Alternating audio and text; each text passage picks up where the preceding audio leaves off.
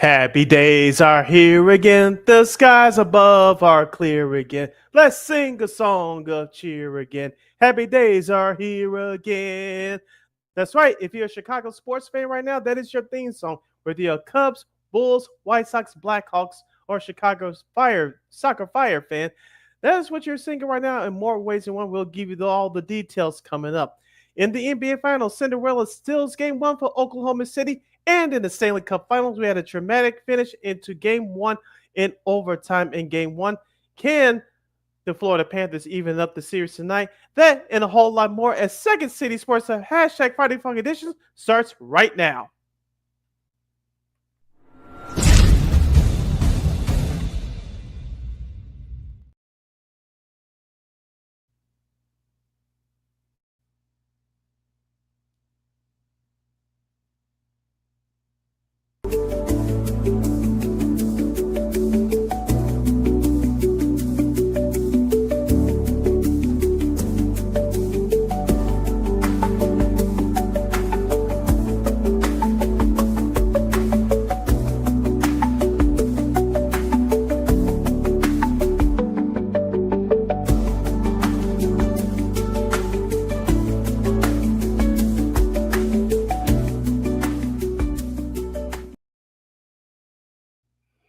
Welcome to this Friday edition of Second City Sports. You're locked and loaded and real live in living color right here on Sports Zone Chicago. My name is Sidney Brown, aka Sid the Kid. My co-host, Miss Lakina McGee, she will join me later in the program. As for right now, you can follow usually on the Twitter, X, and the IG at SidKid80. Once again, it's SidKid80. That's SIDKID80. That's SIDKID80. Be sure to download that Sports Zone Chicago app wherever you get your apps. Please follow Sports Zone Chicago on all social media platforms on Facebook, X, Instagram, and YouTube. Please subscribe to our podcast. We are located at War Media Podcast. That's WARR Media, PODCASTS. We are on all podcast platforms, including the iHeartRadio app. And while you're at it, please give War Media a follow at WARR Media on all social media platforms. And thank you very much in advance for your support. Please like, comment, share, and subscribe, and tell your friends, as Lakin will always say. And as we always say on this show, we always have very, very definite opinions. And if you have any definite opinions during our 2-hour extravaganza, we call it Sports Talk Radio Show. You can definitely hit up yours truly at Sports Zone Chicago's Facebook page or at Sports Zone Chicago YouTube. Type in those questions or comments in the comment section. As for right now, you'll surely get them up on the screen for you. But decide to do something. Don't forget, before we get started on our program, shout out to our live guests checking us out live right now in living color. LIVE Live Entertainment on our Facebook and YouTube pages. It is 12:20 p.m. Central Standard Time right now. So thank you very much for joining yours surely today. And for those of you that are catching us on the replay right now, thank you for all your support. You checking us out right now, also on our Facebook Live and YouTube pages at Sports Zone Chicago. And don't you ever forget our motto, whether we talk about sports, music, or entertainment, minus the politics, we will always provide, and we will be providing you with the best sports talk on the planet right here on Sports Zone Chicago Second City Sports. As I told you, coming up, we will get into the Chicago White Sox both on and off the field. Jerry Reinsdorf has started his plan of transition and ownership. How long will it take, or how soon will it take? I'll give you the breakdown coming up. And of course, the White Sox and CHSN have agreed to terms to air their games on Comcast/Xfinity. Yours surely is very happy. I'll give you my thoughts and opinions on that subject coming up. On the diamond, the White Sox did split their 4-game series with the Detroit Tigers, while the Cubs have won 15 out of their last 21 games as they take 2 out of 3 in our nation's capital against the scrappy Washington Nationals. The NBA Finals, they got off to a hot start last night with Indiana still in Game 1. Thank you, Tyrese Halliburton, for the last-second shot. In the NHL Stanley Cup Finals, the Florida Panthers will try to even up their series in Game 2 tonight after Leo Draisaitl scored the game winner in Game 1 on Wednesday in overtime. And we had to get into the Bears as they wrapped up their mandatory mini camp this week up at Hallis Hall as they'll take a month off, and they will not be back until July will they start for training camp in time for the 2025 season. Top story for the show, we'll talk about the Chicago White Sox off the field. Of course, Jerry Reinsdorf, who is now 89 years old. The White Sox released a statement yesterday. I'll give you a part of what they said yesterday. Of course, the backdrop behind all this is that Jerry Reinsdorf was 89 years old. He started to plan a transition to the Ishbia brothers, but Matt and Justin Ishbia, looks like Justin Ishbia will be in control of the organization going forward. Not now because Jerry Reinsdorf is technically still has the final say within the organization. But I'll read you part of the statement from the Athletics article published by John Greenberg from earlier today. Ishbia, quote unquote, will make capital infusions into the White Sox as a limited partner in 2025 and 2026 to support team operations, according to the club. End quote. From what I've heard around the White Sox, people that are close to the White Sox, that debt for the White Sox organization is around $200 million.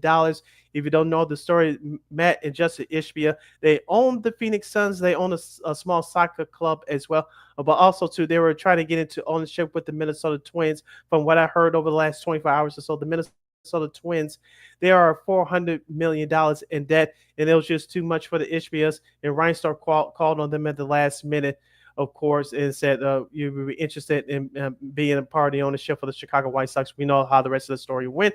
The Ishbias were interested, and now they're in the club for the White Sox ownership. We continue the story from the Athletic here. The White Sox statement outlined the logistics of a possible sale, including Reinsdorf having an option to sell the controlling interest to Ishbia, that's Justin Ishbia, from 2029 until 3033. Ishbia will have the option to acquire the controlling interest after the 2034 season. End quote. In the event of any such future transaction, all limited partners of the White Sox will have the opportunity to sell to Ishbia at that time. End quote. And the release also goes on to say, end quote, the addition to Justin Ishbia, his brother Matt, and father Jeff will be also significant investors. There's no assurance that any such future transaction will occur in no event will such transaction take place before 2029, end quote. Here's what I had to say on with the statement I just read to you. The HBS cannot dip into their toes into full ownership until 2029 at the earliest, because Jerry Reinsdorf still has control, as I mentioned, of the White Sox.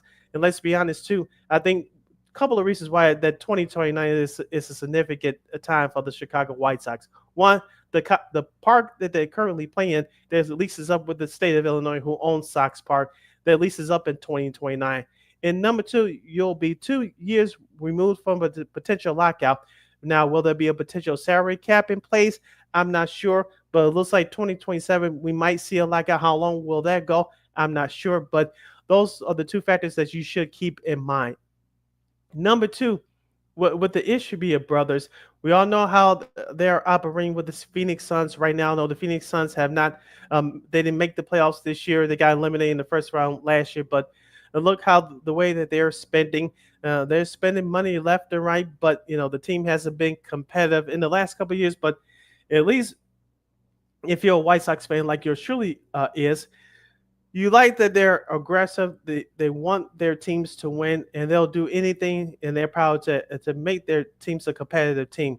As we say all the time on this show, Jerry Reinsdorf has the money, but you operate in the number three market. You operate like a small team, and you really don't want to put your money where your mouth is when the time is right, and when it's time to compete, to go for championships and go for playoff appearances.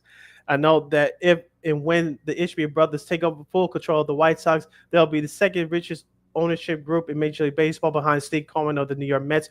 We all know how the New York Mets have been operating over the last few years after the Bernie Madoff fiasco. Steve Cohen has taken over. The Mets have been more than competitive. They made it to the NLCS last year. They're off to a hot start again this year. And the New York Mets fans are loving what they're seeing out of their teams right now, in particular, their ownership group led by Steve Cohen. Now, can that translate over to the South Side? I believe so, but a couple of hurdles that had to get over. What are you going to do for the stadium situation? Will you renew your lease with the state of Illinois past 2029? And number two, will you have a new stadium by the 70 area 78, which is located in the south loop of downtown Chicago? If if guys are not in the loop, the Chicago Fire FC, the soccer club, their ownership announced that they want to have a stadium in place by the time spring 2028 arrives, and their ownership said that they want to flip the bill for the majority of it, and it sounded good at the time, and the Chicago Fire give their social media team department credit for this, but they were making their presence known, and they were in my opinion, they were trolling the Chicago White Sox, and they got a whole lot of credit for being upright with their plans, and we'll see what happens because stadiums just don't get built just like that. You had to go through the governor, the legislations, the aldermen in your city, in your town. So you got to go through some hurdles to get this done. And I was listening to David Sampson, who was a former president of the Florida Marlins back in the day for Major League Baseball. Of course, he has his own podcast called Nothing Personal. He said this on the Mully and Hall show on 670 The Score in Chicago this morning. He said, any owner that tells you, I'm just paraphrasing here, any owner that tells you that they can fully fund their stadiums, they got to get public support. And that's what people are going to find out with the Chicago Fire. You'll need some public support to fund these stadiums. There's always been the playbook going back way back in the past, and that's the playbook now. Now with Jerry Reinsdorf, as we all know, that he's trying to get a new stadium funded majority by the public, and Governor J.B. Pritzker of Illinois has told him not once, not twice, but three times, hell no, you're not getting any public money from the majority public money from my citizens of this state. And so, well, will Reinsdorf do it right now? Will he get a new stadium by the time that the Ishbia brothers take full control of the White Sox, whenever that is, between 2029 and 2023? We shall see. And also, too, Jerry Reinsdorf is trying to get the All-Star game for 2023. It will be, at that time, the 100th anniversary of the first MLB All-Star game. The White Sox had the very first All-Star game back in 1933 at the old Comiskey Park. Of course, you know the team on the north side, the Cubs. So right now, they'll have the All-Star game for 2027. So it's an interesting time to be a White Sox fan right now. I know that the team has not been successful over the last few years, outside of 2020 and 2021, the last time this team has made the playoffs. But new ownership, it looks like it's coming, hopefully sooner rather than later. But these things take time, and we just have to wait out the process to see how this goes. Jerry Reinsdorf, he baseball, as you all know, that's his first love. He left it to those 6 championships with the Chicago Bulls in the 1990s. Things with the draft pick of Michael Jordan in 1984. But on the business side of things, it hasn't gone well for the White Sox in years past. And for the White Sox fans that's watching and listening to this, I know that you've been upset with the recent TV situation. We'll dive into that later in the program, which that issue, thank goodness, has been resolved. But for Reinsdorf, the way he runs his business, I know that many people don't agree, including yours truly, on many things, how he runs his business. But I always say this about the experience at White Sox Park.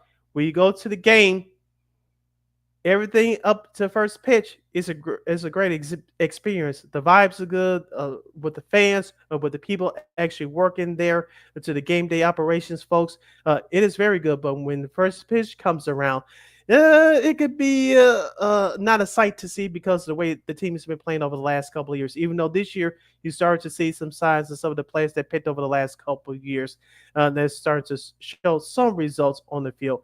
Like I said, we'll get into the other side of the White Sox, what they've been doing on the field as of this past week against the Detroit Tigers. Also, too, we'll tell you about the Chicago Cubs as they take care of business against the Washington Nationals as they prepare themselves for a big 3-game weekend series against the Detroit Tigers at Comerica Park in Motown. And we'll get into the rest of baseball, both good and bad, from this past week. I'm Sid the Kid. You're listening to Second City Sports on Sports Zone Chicago. Don't move a muscle. More baseball talk coming up. This year, my mom got me the perfect bag for back to school. These colorful binders help me stay organized. These headphones are just what I need for studying. These new sneakers are just what I need for the new year. This jacket is a real must-have. My parents got me the skateboard I wanted. It's pretty cool. These scissors really come in handy in art class. These colored pencils, too. These new socks, they can be a real lifesaver.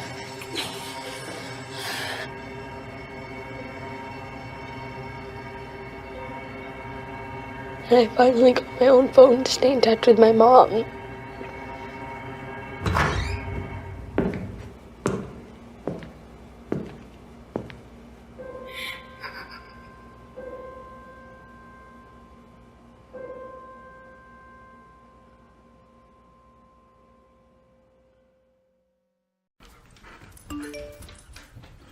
Trisha's having a sleepover tonight. Can I go? I wonder about Lucy's friends. What should I say? I know you're only 10, but one of these days a friend will offer you a drink. And alcohol at your age can lead to so many things. None of them good. So can I go to the sleepover? Lucy, I want you to promise me I something. finished my homework. Bigger promise. If there's any drinking, I want you to say, "No thanks, not my thing." Mom. I promise you. Your real friends won't care. Deal? Sure. Really? I promise, Mom. They really do hear you. Did you pack your toothbrush?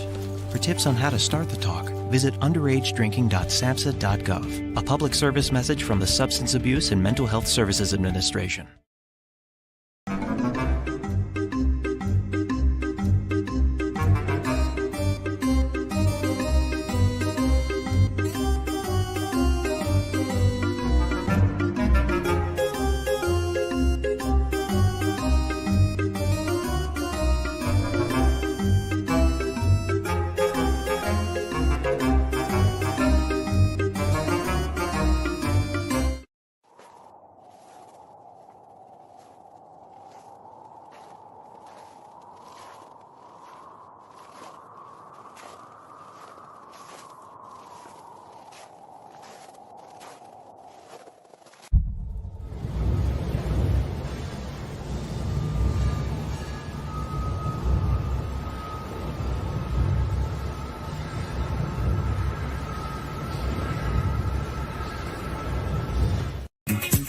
Hey, this is Dr. J, and I listen to Sean and Maya in the morning.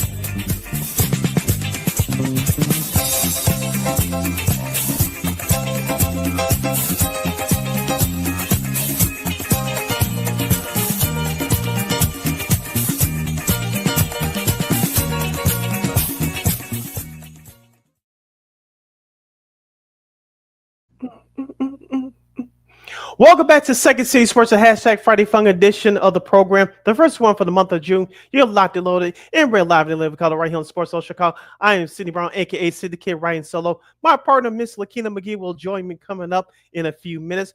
Well, if you want to follow yours truly on the Twitter, X, and the IG, you can do so at SidKid80. Once again, it's SidKid80. That's SIDKID80. That's SIDKID80. Be sure to download that Sports on Chicago app wherever you get your apps if you want to continue to watch, follow this program live. And as we continue to talk Cubs and White Sox and the rest of Major League Baseball for this segment, if you have any questions or comments for this half hour as we dive into baseball both locally and nationally, you can do so by going to Sports on Chicago's Facebook page or at Sports on Chicago YouTube. Type in those questions or comments in the comment section. You'll surely will get them up on the screen for you. And now, as we continue the local baseball talk, we'll get into the Sox in just a moment, but the Chicago Cubs continue to roll. Tra-la, tra-la, tra-la. The 39-23 Chicago Cubs, the leaders in the clubhouse in the National League Central. They defeated the Washington Nationals last night by the score of 7-1. Ian Happ had 4 RBI on 3 hits, including a home run. Pico Armstrong, as I said many times on this program, for the month of May, he should be in serious consideration for MVP. He had a home run in last night's contest, going 1 for 5. Everybody in the lineup for the Chicago Cubs got 1 hit. Kyle Tucker had 1 hit. As I mentioned, Seiya Suzuki had 2 hits. Dansby Swanson has been turning it on, hitting above 300 since late April. He had a hit last night. Matthew Shaw, who's been a revelation at third base, both offensively and defensively, ever since he's come up back up from AAA. He went 3 for 5 last night, including scoring 2 runs. Reese McGuire, the backup catcher, replacing Miguel Amaya, the injured Miguel Amaya. He also went 2 for 5 last night, including RBI, and he scored a run. In the pitching department for Chicago, Drew Pomeranz, who they picked up early in the year, he started 1 inning, but Colin Ray came in relief. Pitched 5 in the third innings, giving up 5 hits, no strikeouts, but 1 walk. As we talked about on the show before, the Chicago Cubs starting pitching has been the glue in this formula for the Cubs to win this year. We'll get to the offense in just a second, but with Justin Steele out for the year, of course, Shota Imanaga, as we got good news yesterday that he pitched a batting practice session yesterday. All went well. He has one more before he goes off to his rehab start in about another week or two. So things are looking up for Shota Imanaga. But with those 2 guys I just mentioned missing from your starting rotation, guys like Ben Brown, who's going to get the start tonight in Detroit, has to step up. He stepped up in his last start in last Saturday's win against Cincinnati at Wrigley Field. Also to Matthew Boyd, the left-hander. He's been a good surprise for this Cubs team this year. He has continued to pitch well. And also to Chris Flexen coming out of that bullpen. I know Sox fans like yours truly didn't like what we saw last year from him, but going to the north side proves to be the world of difference for him this year. He's pitching well out of the bullpen. And speaking of that Cubs bullpen, since May 14th, they have the best ERA in Major League Baseball at 0.86, followed by the Toronto Blue Jays and the San Francisco Giants. We talked about the issues with the bullpen early in the year. Ryan Presley, who they signed from the Houston Astros in a free agent deal in the offseason. He got his knee drained, came back, lost his closer spot, but he pitched well last night. In even though it wasn't a safe situation, he pitched well. He's been pitched well ever since he's been moved to the setup man spot. I know that Porter Hodge is injured right now, but Daniel Palencia, who has 4 saves for the Cubs this year, he's pitching well out of the bullpen. So Craig Counsell, at least that's one worry that one issue that he doesn't have to worry about is the bullpen. The starting pitching has held up.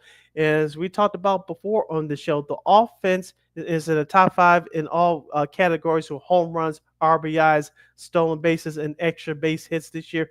This Cubs team is very fun to watch, and we have all guys hitting on all cylinders. The results for what you saw last night will be more than not for this Cubs team. The Cubs team is fun to watch offensively, and if you're a Cubs fan, you hope they can keep it going. Recapping the series with the Nationals, the Cubs took the opener 8-3 last Tuesday. Of course, Wednesday they get shut out 2-0, and of course they took the series last night by the score of 7-1. Watching Cubs post-game lineup on Marquee Sports Network, flipping between that and the NBA Finals. Cole Wright and Elise Miniker talked about Pete Crow Armstrong, who's having a heck of a year at center field. We talked about his defense. We talked about his base stealing and base running. He's not the fastest guy in baseball. His hitting has been very impressive, but I thought at least Miniker brought up a good point last night discussing Pete Crow Armstrong's approach at the plate. Now, we know that Pete Crow Armstrong can hit the fastball just like anyone else with his middle in, but it's those low pitches low in the zone that he can get a lift on and hit out to right field or hit it out for a home run. Now, at some point, and this is Lisa's point on the postgame show last night, at some point, guys, pitchers are going to find a way to get you out. It's your job to adjust to what the opponents made the first adjustment to. If you can't, you're going to struggle, and that's with anyone in the game of baseball. And Pico Armstrong, we all know that he's an aggressive hitter. He likes to hit those pitches, especially low in the zone where he can carry out. But if pitchers start to get him out, there's going to be a problem. He has to make the adjustment. And smart hitters make the adjustments before their opponents force them to make the adjustments for him. So Pico Armstrong, as I mentioned, he's electric on the base pass. He's electric with the glove, and he's starting to hit that bat very well. And I still believe that he should be in that conversation. I think he is in that conversation for top 3 for National League MVP. He's going to be an all-star this year for the first time in his career. He's the catalyst for that Cubs lineup. My opinion, he still should be at the top of that lineup, but given the fact that he's sometimes not selective with the pitches that he sees at the plate. That's why he's not there at the top of the lineup. Ian Happ has he's is the leadoff hitter, and Ian Happ has been playing well as of late. So kudos to Craig Counsell for sticking to his guns, leaving Ian Happ in the leadoff spot. As I mentioned, he had 4 RBI last night, including a home run off of 3 hits. Pico Armstrong continues to amaze us. So we'll see what the Cubs can do against the Detroit Tigers, as a big series for them is coming up for them starting tonight. Tonight's game can be seen on Apple TV Plus at 6:10 p.m. Central Standard Time. Your pitching matchup for the Cubs and Tigers series are as follows. Ben Brown will take the hill for Chicago. He'll face against Tariq Skubal, the best pitcher in the American League for the Detroit Tigers. He's 5-2 with that record. Tomorrow afternoon is Jameson Taillon versus Kyler Montero for Detroit. And, of course, Sunday afternoon in the finale at 12:40 p.m. Central Standard Time is rookie pitcher Caden Horn for Chicago against veteran Jack Flaherty of the Tigers. Of course, Jack Flaherty won his ring with the Dodgers last year as a member of that squad. Tonight's game is at 6:10 p.m. Tomorrow's game is at 12:10 p.m. Central Standard Time. And Sunday's game is at 12:40 p.m. Central Standard Time. So, for the Cubs, it's going to be a tough series against the Detroit Tigers. As I said before on the show, the Detroit Tigers bullpen has been tremendous so far this year. The rest of their starting staff, Casey Mize, he won't be pitching this series, but you saw what he did against the White Sox on Wednesday.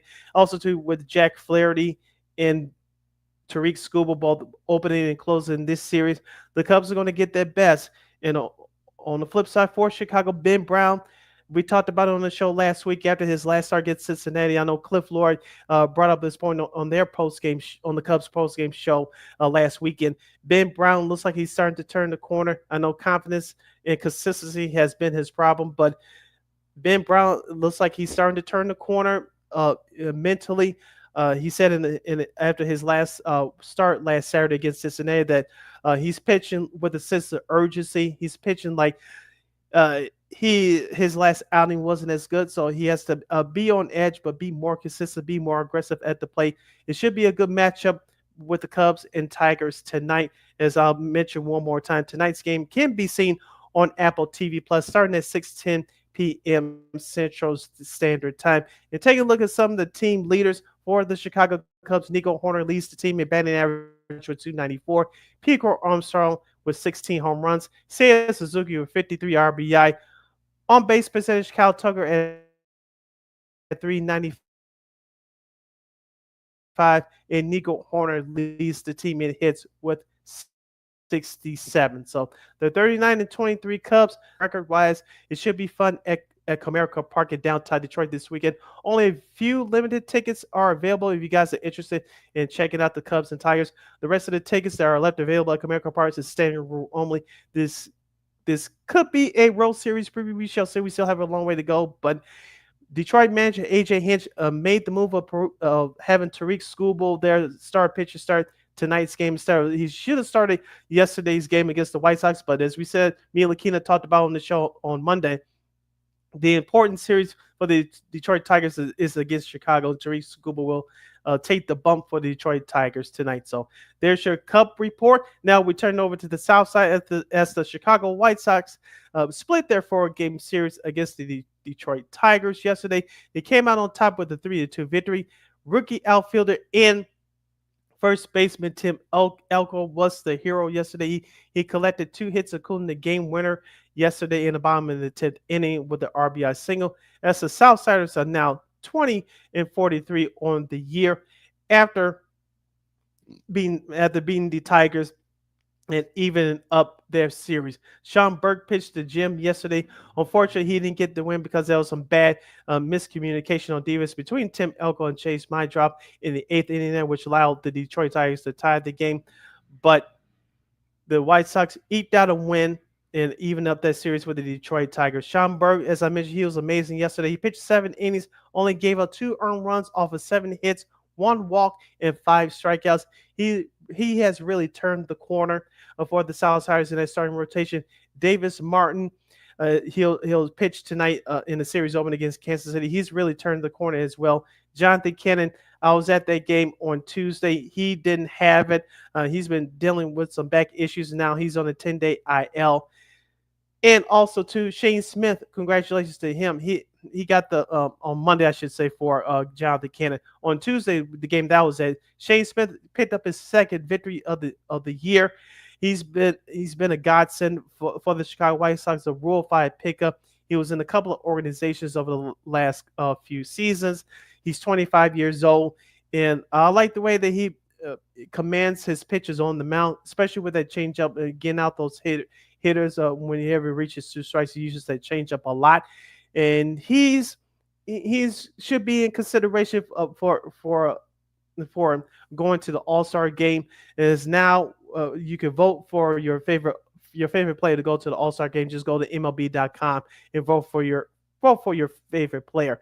Now, going to the offense for the Chicago White Sox, as I mentioned, Tim Elko with the game-winning hit yesterday. Chase Mydroth, their second baseman / shortstop, he's reached base in 10 of his last 11 plate appearances, including what he did yesterday against the Detroit Tigers. Chase Mydroth went 2 for 2 with 2 walks and an RBI. Mike Topman, who's been swinging the bat lately, he kind of cooled off yesterday. He was 0 for 3.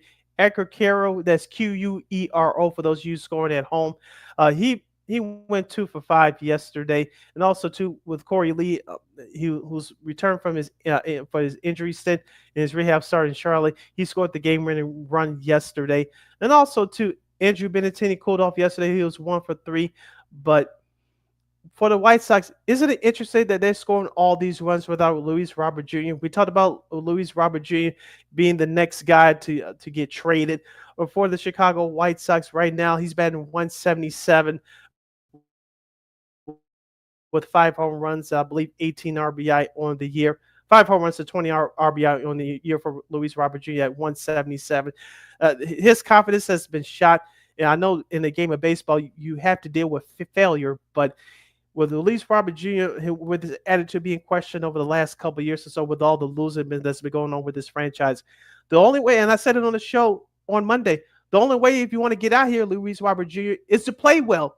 Get your head out of your ass, go reset, do the things that you know you could do, hit the baseball, play well on defense, have a great attitude, and you'll get your wish of getting out of here.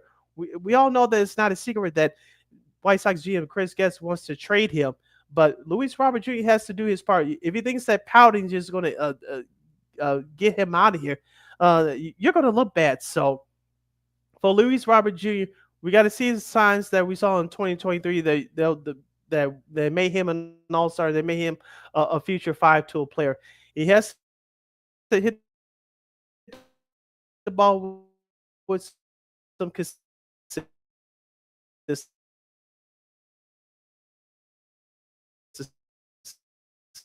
And he has to show the leather. Now he had. And speaking of some of the young guys with the Chicago White Sox, Kyle Teal, who was another draft pick of the White Sox over a couple of years ago, he was called up following yesterday's game against the Tigers. He should be in the lineup tonight against Kansas City, of course. There's a logjam at catcher and at first base, so Kyle Teal may get the start at catcher tonight. We'll see. He's been crushing the ball at Charlotte. You saw what he did at spring training, but the White Sox decided to send him down. So we'll see what happens with Kyle Teal tonight. Will he play first base or will he be catcher? In my opinion, he'll probably be starting at catcher tonight, and Tim Elko should play first base. As I mentioned, Tim Elko had 2 hits yesterday, including the game-winning hit at the bottom of the 10th inning as the White Sox beat the Tigers by the score 3-2 to even up their series at 2 games apiece. So White Sox will continue to be home for the weekend. They'll face the Kansas City Royals, or they're 33-30, 3 games over 500. Your pitching matchups for the series on the South Side looks like this. Tonight at 6:40 p.m., we'll have Seth Lugo for Kansas City versus Davis Martin. As I mentioned, tomorrow's pitching matchup looks like this. Is Michael Wacha, who almost pitched a no-hitter last weekend against Detroit. He'll face off against Adrian Hauser, who's been another godsend for the Chicago White Sox in his first 3 starts for the South Side. And of course, Sunday for the finale on the South Side and for White Sox mascot South Paul's 21st birthday, we will have Chris Bubik against Shane Smith. So the pitching matchups, at least on paper, are in the favor for the Chicago White Sox, but Kansas City is a tough team, as I'll remind you. Bobby Witt Jr., a future AL MVP candidate, leads that group offensively. Don't forget about Vinny Pasquantino and Salvador Perez as well for Kansas City. Kansas City has some boppers in their lineup too, so it's going to be a good competitive series for the White Sox. They have momentum going on their side tonight. As I mentioned, the starting pitcher has been the White Sox glue so far this year. And Will Venable, the first-year manager for the White Sox, give him credit for keeping these guys competitive. They haven't had long double-digit losing streaks.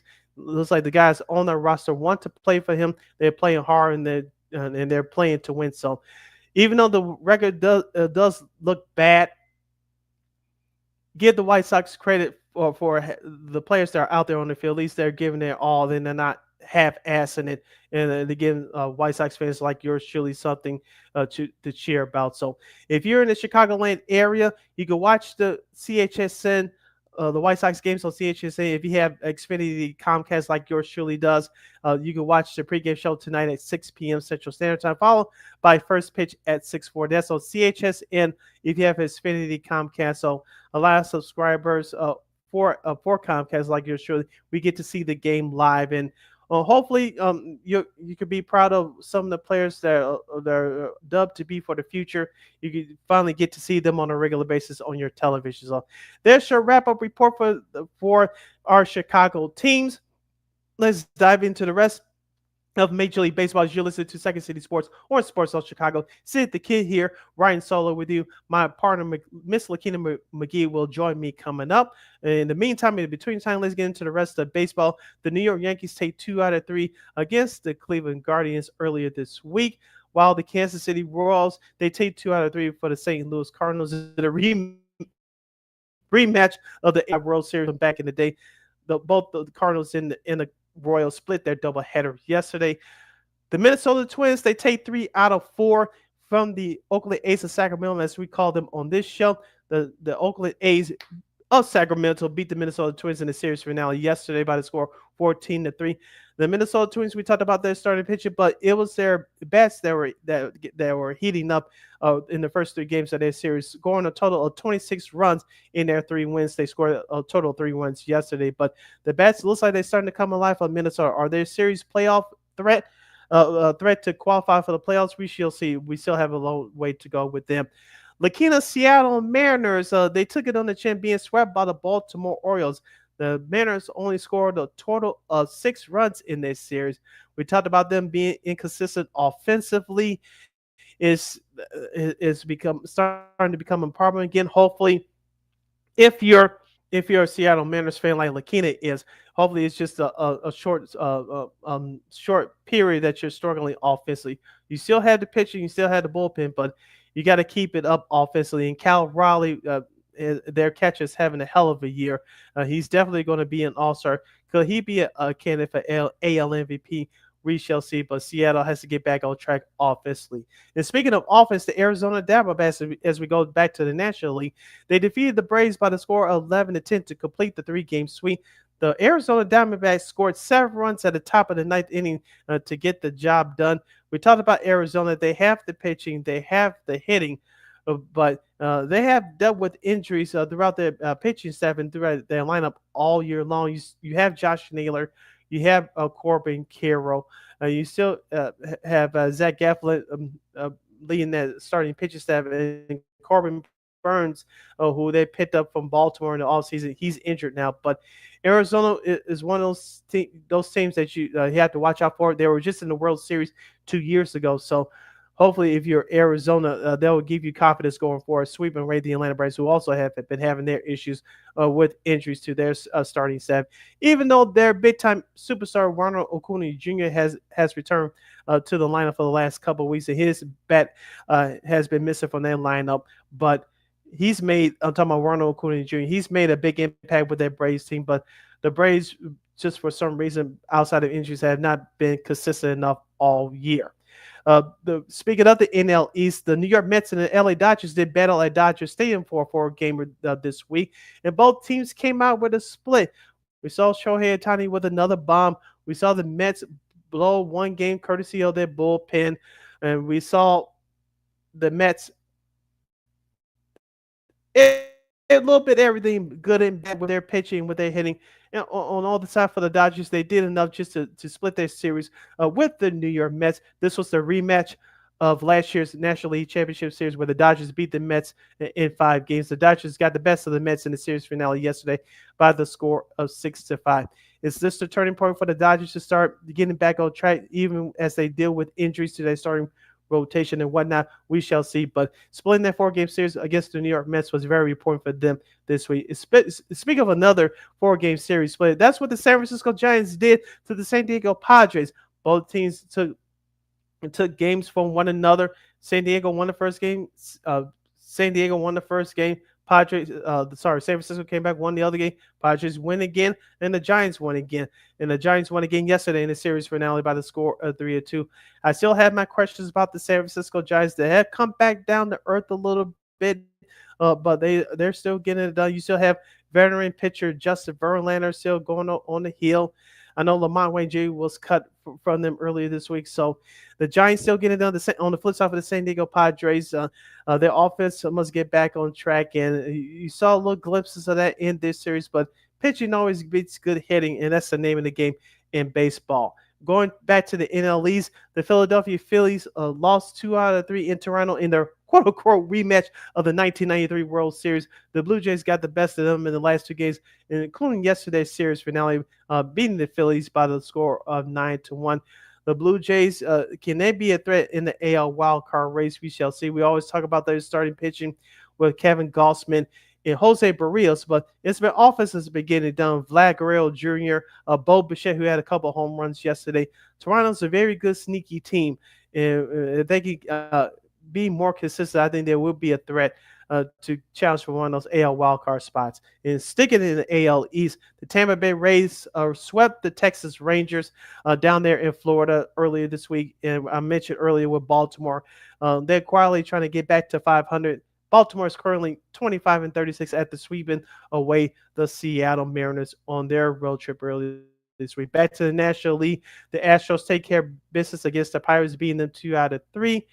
And other series that took place early this week, the Colorado Rockies, they get a rare mention on this show. They did something that they haven't done in a whole calendar year. They swept this series. The Colorado Rockies, you heard right, the Colorado Rockies swept their way the Miami Marlins, including winning the series finale on Wednesday by the score of 3-2. Now, will Colorado go on this miracle run of winning 20 out of 25? No, they don't have the talent, but it's nice to see the Rockies finally get back on track, getting back in the win column. The LA Angels of Anaheim, they take 2 out of 3 from the Boston Red Sox in Fenway Park, even though Boston beat them in the series finale yesterday in a softball score of 11-9. And we also have that's what happened in baseball from early. And we had the Milwaukee Brewers taking 2 out of 3 in Cincinnati. And it looks like, I have my partner back, Miss Lakina McGee. Lakina, how are you today? I got the clean bill of health from the doctor, so I'm all good. And yeah. Right. That's why I was delayed. But yeah, I'm here. And what have you covered so far, my friend? I covered the Matt Ishbia and Jerry Reinsdorf transition into a new ownership. I covered that at the top of the show. We talked about the Cubs and the White Sox on the field. We'll get into the CHSN situation, kicking off hour number 2. But quickly, since we have a couple of minutes left, we'll give you the schedule for this weekend coming up. But I want to get your thoughts about the Chicago Cubs. As I mentioned, they take 2 out of 3 against the Washington Nationals. They won 15 out of their last 21 games. Since May 14th, they have the best bullpen ERA in Major League Baseball, ahead of the San Francisco Giants and the Toronto Blue Jays. Last night, as the great Oprah Winfrey once said, "You get a car, you get a car, you get a car." Everybody in their lineup for the Men in Blue had a hit last night. Had a hit yesterday. Yep. Oh yeah, that was and I think that was a nice bounce back from that tough loss on on Wednesday. But yeah, I think this was a nice bounce back win for the Cubs. I think this was, this is what they needed. They didn't really need it, but I think they really needed this going into Detroit. So I think that this is the kind of thing that they really need. So yeah, I mean, look, this is sort of like the Cubs offense. I know PCA, I know he finally had a hit because he's been, I don't want to say off, but he's kind of, been, well, look, it happens in baseball where you're gonna, guys are gonna have little off, have off stats from, time to time, but it's fine. Look, Ian Happ had a home run and 4 RBIs. So, I think, look, this is the kind of thing where, look, I know it's the Nationals, but again, going to Detroit, I think you walk in with a little bit of confidence. Yeah, as a Cubs fan, what is your confidence meter right now going into Detroit? As I mentioned at the top of the segment, Tariq Skubal will take the bump for Detroit tonight. Jack Flaherty will take the bump to close the series on Sunday. Ben Brown for Chicago goes tonight. I think this is a very important start for him. We talked about on the show on Monday that looks like he's finally starting to turn the corner. I'm talking about Ben Brown. He needs to come out aggressive and not fool the Detroit Tigers. I know the Detroit Tigers don't scare anybody with the names in the lineup, but we talked about Riley Green, Kerry Comforter. He had a 3 home run game early this week, as I forgot to mention earlier, against Chicago. And also too Riley, Riley Green, and so and you have Spencer Torkelson in there, and Javi Baez, who started third base the game I was at on Tuesday. Wow, I don't know, excuse me, but he also has Spencer Torkelson as well, their first baseman, I should say. But Ben Brown, I think it's an important start for him tonight, as I talked about earlier, and their starting pitcher is still. I'm talking about for the Cubs is still keeping that glued together, but it's nice to see the offense be consistent like that. Yeah, you can't lean on your pitching like you have the last couple seasons, but when your offense is clicking on all cylinders like that, you expect positive results like that most of the time, especially in the game of baseball. Yeah, I mean, look, this is gonna be a great game. It's unfortunate that it's gonna be on Apple TV Plus, but what can you do? But welcome to streaming in 2025. But yeah, I think this is a good test for him against that lineup. You gotta think Detroit's not gonna be in a good mood after splitting with the White Sox yesterday. So yeah, you gotta think the Tigers not gonna be in the best of moods. So. And then they're going to be, they see Ben Brown, they think, oh God, mincemeat. So if they can kind of, if look, that Cubs lineup, look, Tariq Skubal is the reigning AL Cy Young winner. So, and I think that's really going to be a good test for them as well, especially if they're talking about maybe going forward in the playoffs, should they make it. So yeah, I think this should be a really good series. Now, I think the thing is here, like, don't get swept. I think that's really the best thing you can do here is like, don't get swept and win it. If you can win at least one, I think that's fine. If you win 2, hey, look, that'll be a bonus. I don't know if they're not going to sweep, but if they can win at least one or perhaps maybe win the series, I think you can feel a little more confident if you're a Cubs fan right now. Okay. As I mentioned, we'll get into the White Sox news off the field later on in the second hour coming up, but I want to get your thoughts on what the Sox did on the field. Kyle Teel is up, another rookie outfielder / catcher. I'm sure he's going to be in the lineup tonight as a starting catcher for the Chicago White Sox. They split the 4-game series against Detroit, which I'm not too shocked by it. But my guy, Tim Elko, as I mentioned at the top, had 2 hits yesterday, including the game winner against the Tigers yesterday. But as I mentioned before, Jason Montroff has been on fire. 10 out of his last 11 plate appearances, he has reached base. Edgar Carroll, I really like. But their starting pitcher, I'm talking about Chicago, minus Jonathan Cannon now, who's on the IL. They've been pitching great. Sean Burke, who deserved the win yesterday, wasn't for a defensive blunder involving Montroff and Burke, Montroff and Elko in the 8th inning yesterday. Sean Burke would have walked away with the win, but Sean Burke pitched well yesterday. Looks like he's finally starting to turn the corner. I talked about Davis Martin. Shane Smith, the game I was at on Tuesday, he finally got a win. He finally got some run support, and so it looks like he's getting back on track in terms of stacking up the wins. But it's funny that the White Sox are scoring all these runs without Luis Robert Jr. Talk to us about that.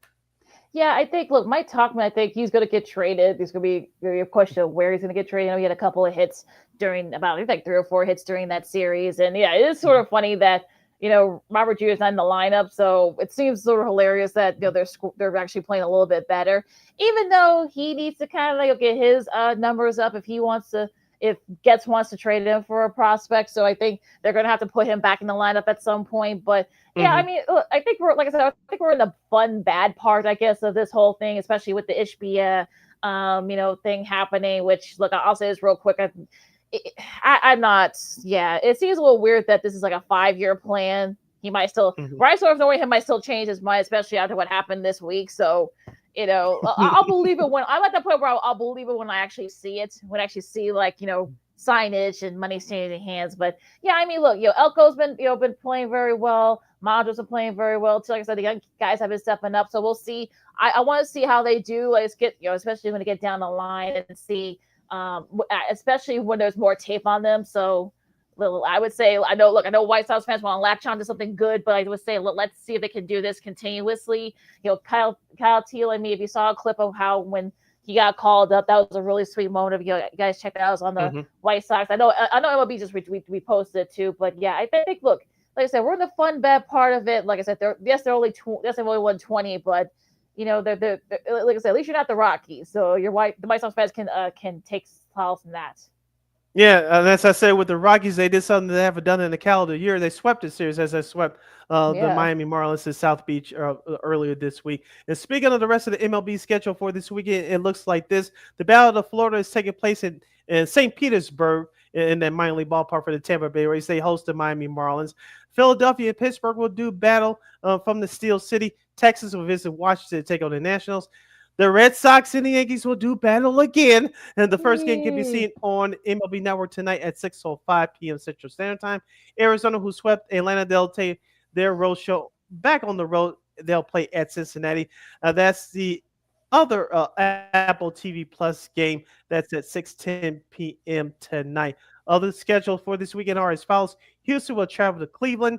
Kansas City, as I mentioned, they'll take on the Sox here on the south side. San Diego will visit Milwaukee. Toronto will face Minnesota. The Dodgers will face St. Louis. The Mets will go continue their road trip. They'll visit Colorado. Your Seattle Mariners, who got swept by Baltimore this week, they'll travel down to L.A. to face the Angels. Baltimore will continue their road trip at Sacramento as they face the Oakland A's of Sacramento, as we call them on the show. And the Atlanta Braves will go out on the road on the West Coast. They'll take on the San Francisco Giants. That game can also be seen on MLB Network. The first game tonight, starting at 9:15. Your weekend TVs looks like this. Tomorrow, Saturday, of course, the second game of the Cubs Tiger series will be on MLB Network. Atlanta and San Francisco. That's a noon. 12:10, 3:05. We got the second game of that doubleheader.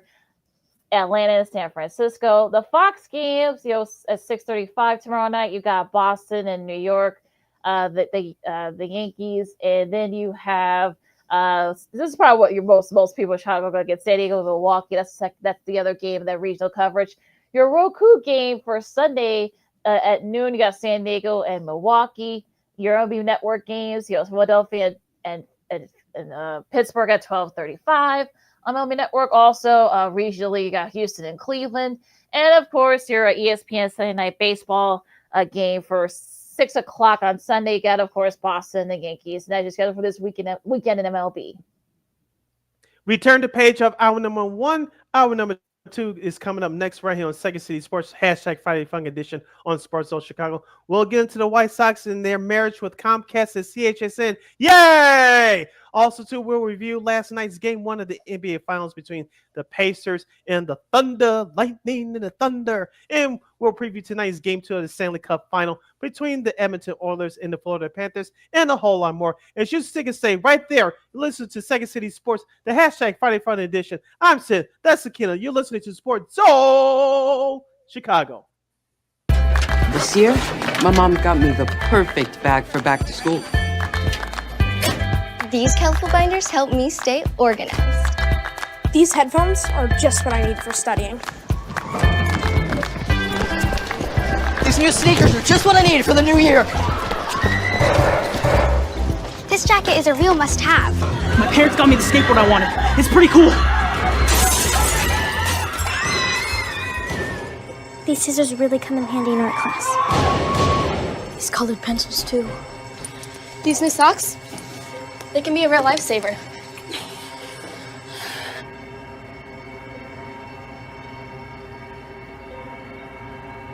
And I finally got my own phone to stay in touch with my mom.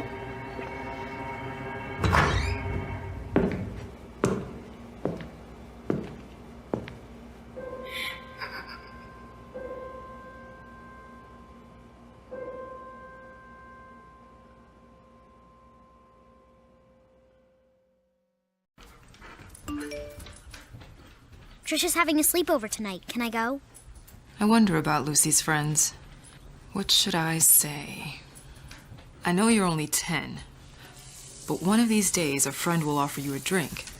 And alcohol at your age can lead to so many things. None of them good. So can I go to the sleepover? Lucy, I want you to promise me I something. finished my homework. Bigger promise. If there's any drinking, I want you to say, "No thanks, not my thing." Mom. I promise you. Your real friends won't care. Deal? Sure. Really? I promise, Mom. They really do hear you. Did you pack your toothbrush? For tips on how to start the talk, visit underagedrinking.samhsa.gov. A public service message from the Substance Abuse and Mental Health Services Administration.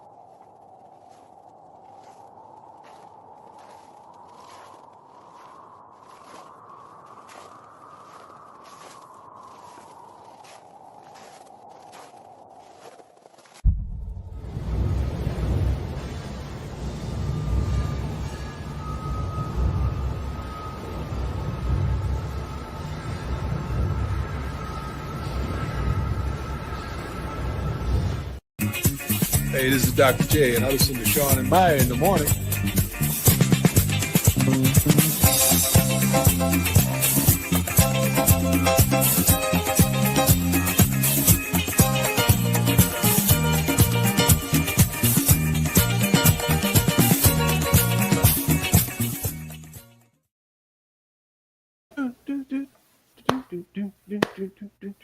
Welcome back to hour number 2, the hashtag Friday Fun edition of Second City Sports, the first edition for the month of June. You're locked and loaded in real live and living color right here on Sports Soul Chicago, along with Miss Lakita McGee, which is she. I ain't City Bar, you know that's me.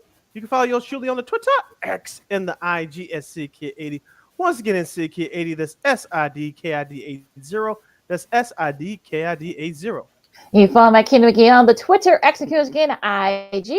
As we dive into recapping last night's NBA Finals Game 1 between the Thunder and the Pacers, and we'll sneak in some hockey talk as well with the Stanley Cup Final. For this segment, you can definitely hit us up at Sports All Chicago's Facebook page or at Sports All Chicago YouTube if you have any questions or comments regarding that subject for this half hour. You can go to Sports All Chicago's Facebook page, Sports All Chicago YouTube. Type in those questions and comments in the comment section. Again, we'll get the up on the screen for you. I'm trying to get back on track here. Right, Gotta make an adjustment on the fly. Well, yeah, let's do that. And game 1 of the NBA Finals last night, where Indiana came back and that 111-110 win, and that ended up being the only lead that they had during the whole game. Those last 3.2 seconds, it turns out they ended up hanging on and winning the game. Tyrese Halliburton had 14 points. Pascal Siakam had 19 to lead the. He helped lead a comeback there. Obi Toppin had 17 big points off the bench. So it was really those three that kind of started that role there. They were down as many as 15 halfway through the third quarter, and I think that's sort of the three of them kind of like helped spark them up. And as for the Thunder, 38 points for SGA, 15 points for Lou Dort, 17 for Jalen Williams. But I think, we told you guys that the defense for Indiana can give teams fits, and they gave them fits, especially near, about halfway through the third and going to the fourth. That's why they were able to lead that comeback. And I think for me, this kind of caught a lot of folks off guard look, unless you watch basketball, we've seen Indiana do this a few times, especially later in the season. So we saw them do it against the Knicks. So for me, I think this really doesn't surprise me that they were able to steal game one down there in OKC, but that's just me. And this is the fourth time that the Pacers have done this, coming back from a double-digit deficit to steal game one. You saw what they did in that series against Milwaukee. And don't forget about game one against Cleveland. Tyrese Halliburton that had a big shot. Of course, we know what he did against the Knicks in the last round of the Eastern Conference Finals. So, like you said, for those of you that have been watching basketball, you're not surprised with this. You casual fans that love to watch the finals and not watching games in depth like we do, you're surprised, just like those fans at the Paycom Center at downtown OKC last night. But to start off the game, Lakina, it looked like the Thunder, as we probably most of us thought watching that game, they were going to run the Pacers right out of the gym. They jumped out to a big lead, but after halftime, I don't know if you caught the audio that had the camera in the locker room with Rick Carlisle. He said, because you're not changing anything drastic, especially at this time of year. Wherever team you are is what your team DNA is from to finish for the year. He said, keep shooting those 3 pointers. I was just paraphrasing here. Keep shooting those 3 pointers. I know they're not following right now. You got to stick with the plan. Stick with the plan. And this fourth quarter, the Pacers, I believe they were 6 for 11 or 6 for 10 for 3-point range, and that's another reason why they got back in the game. But as you mentioned, the Pacers got actively defensively. They started being more aggressive, taking the ball to the basket. OKC, you got the sense there was going to be that night in the first half, but they started getting the foul trouble. Alex Caruso, very good player. We saw that when he was here in Chicago, but he started to get a call for ticky-tack fouls. You mentioned Jalen Williams. You know that he's been my guy for the last couple of years, but it took him a while to get going. You really didn't get much from their bench. I'm talking about OKC. And Chet Holmgren, he was physically on the court last night, but I didn't see too much from him as far as production is concerned. Yeah, I mean, there really wasn't a lot of production. And look, I think you could probably say a lot of those guys from the Thunder didn't really, give a lot. I mean, Chet Holmgren, only 6 points. I mean, you could do more. I know Caruso had 11 points off the bench. Isaiah Joe only had 5. Hardenstein only had 9. So I think it was one of those things where I think some of it was nerves early on because except for Siakam, for a lot of those other Pacers players. I know James Johnson. I know he doesn't play much, but he's got a couple of rings in Miami. Of course, Siakam won one up in Toronto. I just think that there's you can tell for most of the team it was kind of nervous, so they're very tight they didn't hit their threes early on, but I think once they settled down, once Carlisle, I don't know what Coach Carlisle said if you guys didn't see what he said, but they kind of settled down a little bit. They started becoming more confident. They started showing a little more aggression on defense. I think that's what really kind of helped them stay in the game. So, and I think, unfortunately for the Thunder, they didn't go for the knockout punch. And I think that was really another problem, last night for them. So they kind of let, the Pacers kind of hang around, which is what you don't want to do if you guys haven't seen the Pacers all year long. But, yeah, I mean, look, luckily they get to stay on it for a couple of days. They don't play again until Sunday. And, look, if you're the Thunder, you want to try to kind of set the tone, perhaps maybe get more contributions from guys like your Holmgrens, your Hardensteins, your Dortz, Case and Walls. I know he doesn't really score a lot anyway, but I think he could do a little bit more. So I think, for me, it's sort of one of those days where you let SGA do his thing and just, handcuff the rest of the guys. That's what the Pacers were able to do last night.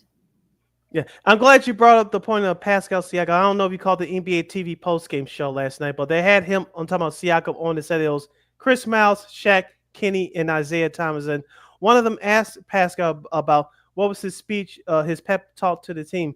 He said, I know you guys are, quoting Pascal, he said, I know you guys are excited, but we still have a job to do. And you mentioned with the nerves with the Pacers, you saw it in the first few, basically it carried over for their whole first quarter. But like you said, you could tell they were nervous. They needed to settle down. And I thought toward the end of that first half, they started to settle down a little bit. Of course, the Thunder had their run to start off the second half. But after that, as you mentioned, I was waiting for OKC to have that knockout punch. It never came. And you saw the Pacers continue to chip away. Tyrese Halliburton started to heat up. Pascal Siakam, who stunk the first half, he started to pick up in the fourth quarter. So, and with the bench production, as you talked about, but the Pacers, in my opinion, got more production out of their bench than the Oklahoma City Thunder. We didn't mention him yet, but Obi Toppin came out last night. 17 points in 25 minutes of play, including 6 for 9 shooting overall.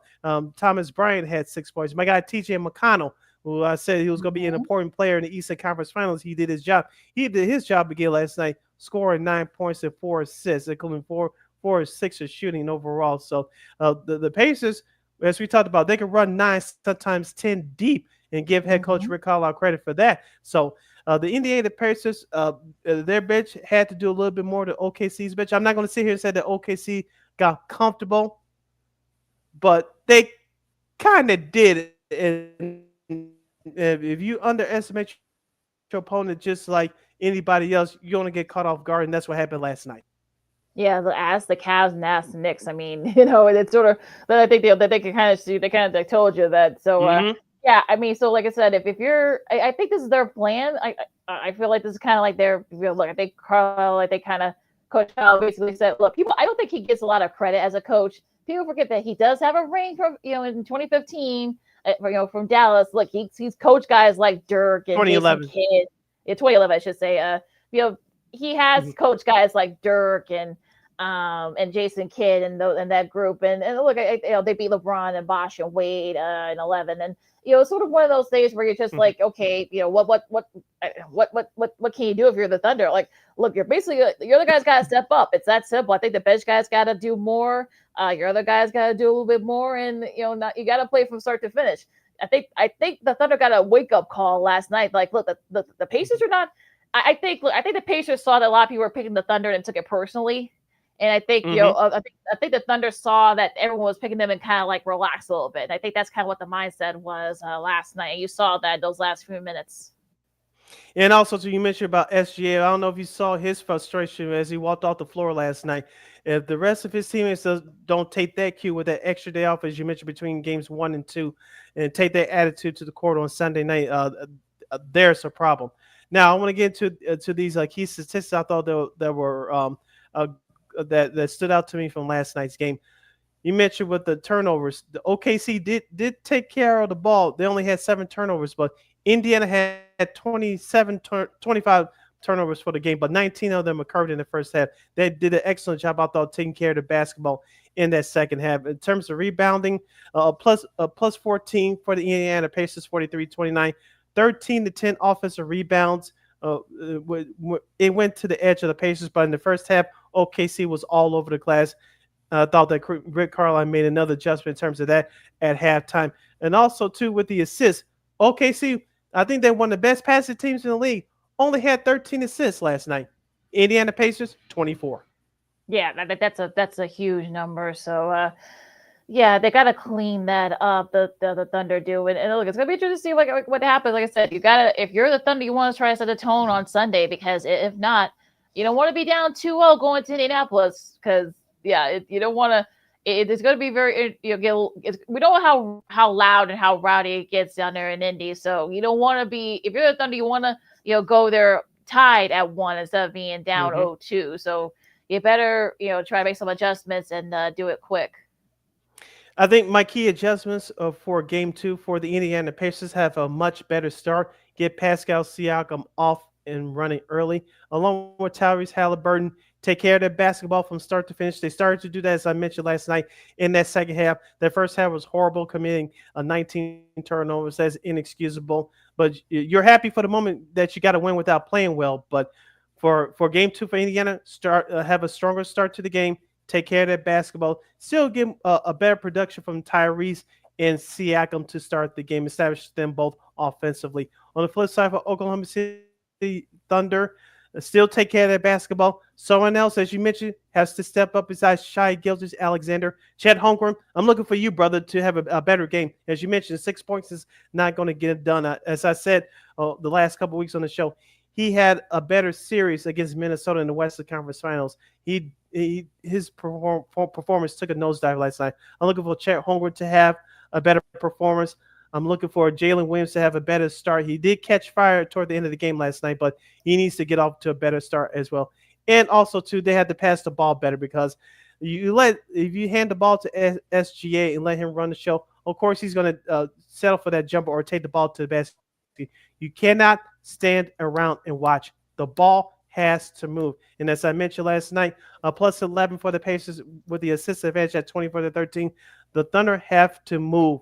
You cannot let SGHs run over and steal the show. As you mentioned, shout out to Rick Carlisle for that defensive adjustment. Let SGA go off and shut everybody else down. But if Coach Mark Dagnall doesn't make that adjustment as far as giving other guys, 4 guys on the court to move around when SGA is on the floor, they're going to be in trouble. So the ball has to move. You got to get more than just 13 assists as a team. All right, of course, you can watch Game 2 on ABC at 7 o'clock. So, yeah, that's an early start there. So all you East Coast folks that complain about the start times, like you got an early start time at 7 o'clock Central. So, there you go. The game should be over by 10, before 10 o'clock or 11 o'clock y'all time. So we'll see if the Thunder can tie the series.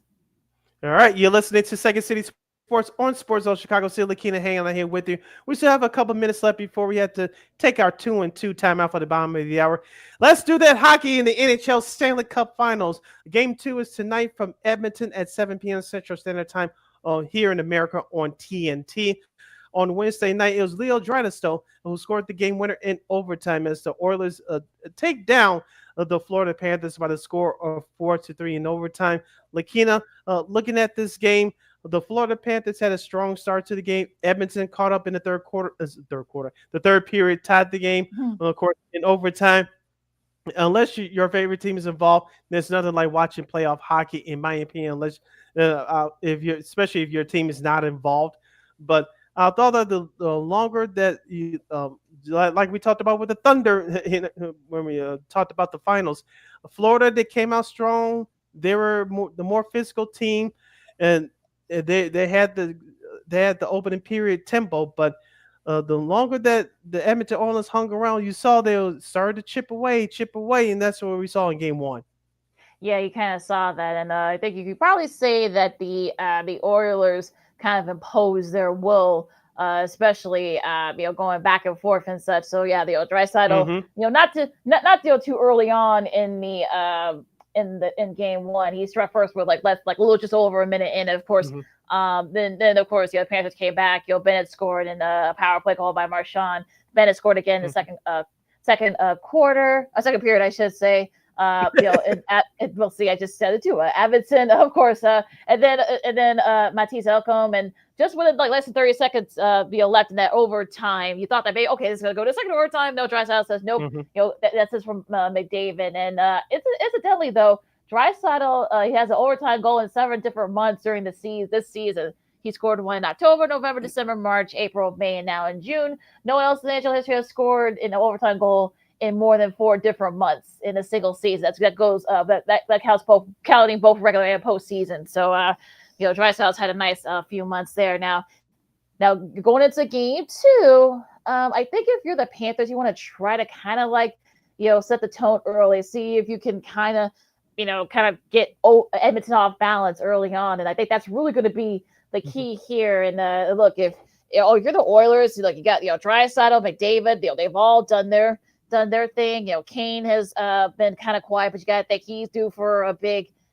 Game 2. So I think if you want to have that, if you're the Oilers. Now Florida, like I said, look, Marchand, Reinhart, they've all done their thing, but Sergei Bobrovsky has to play better. That's as simple as that on the goaltending side. Yeah, you just saw my next point. I think this is going to have to be a Sergei Bobrovsky game. I know that the first games of each series is like a filling out process. You can watch all the film you want, but you don't know the true players' tendencies to go out there and play. As you just mentioned, it's going to have to be a goalie performance for Sergei Bobrovsky. Also, too, you mentioned with Florida, they don't have to set the tone defensively. Now, as I talk about all the time on this show, when it comes down to playoff hockey, it's all about the little things. Playing dump and chase, being physical, going to the boards to get those loose pucks, create traffic in front of the net.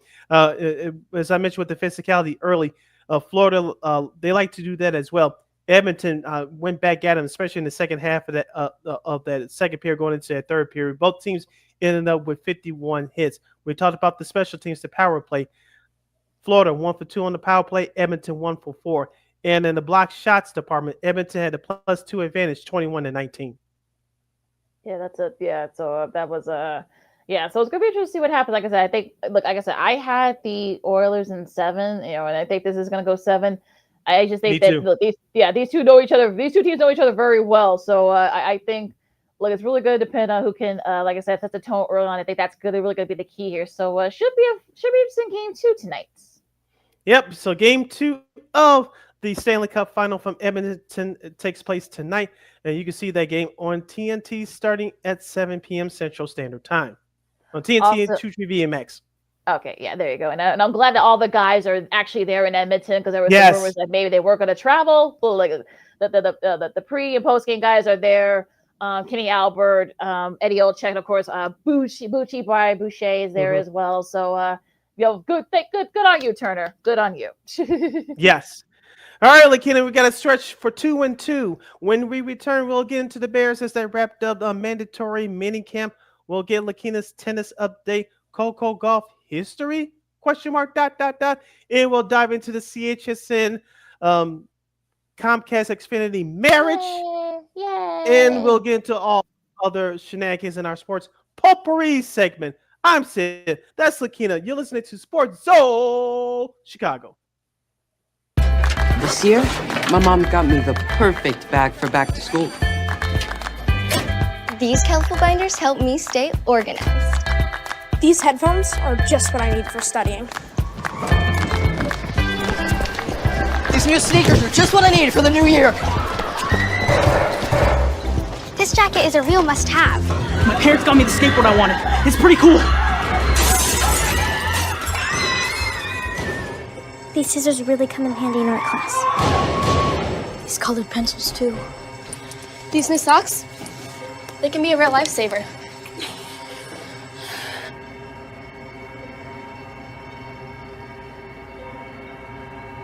I finally got my own phone to stay in touch with my mom.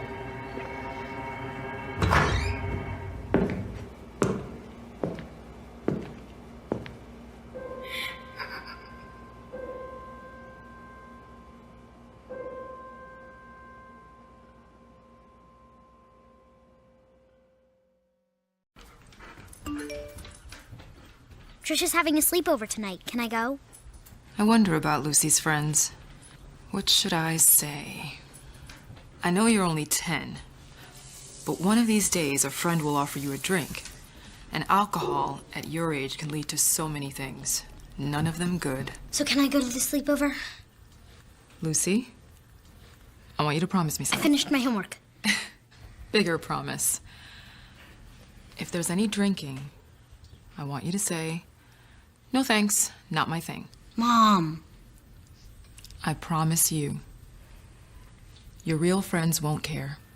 Deal? Sure. Really? I promise, Mom. They really do hear you. Did you pack your toothbrush? For tips on how to start the talk, visit underagedrinking.samhsa.gov, a public service message from the Substance Abuse and Mental Health Services Administration.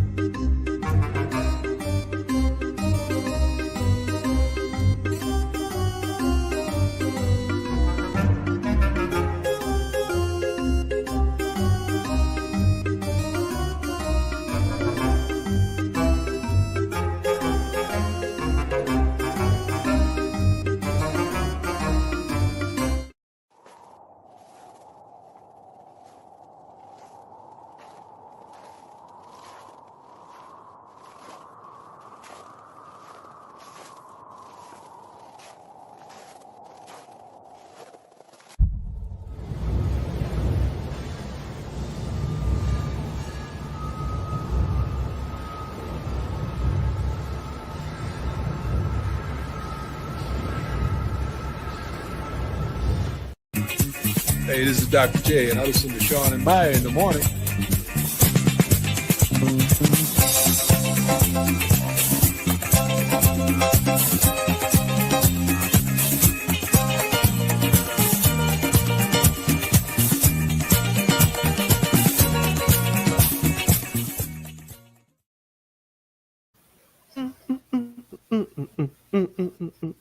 Welcome back to Second City Sports, the hashtag Friday Fun Edition, the first edition for the month of June. You're locked and loaded, and we're live in living color right here on Sports Zone Chicago.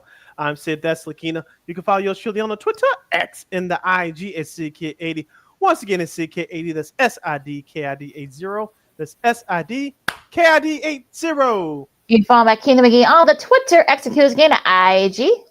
This is our last break of the show for today and for the week, and this is our sports potpourri segment. So if you have any last minute questions or comments or any subjects we discussed from earlier in the show and the new subjects we're about to dive into right now, you can hit us up at Sports Zone Chicago's Facebook page or at Sports Zone Chicago on YouTube.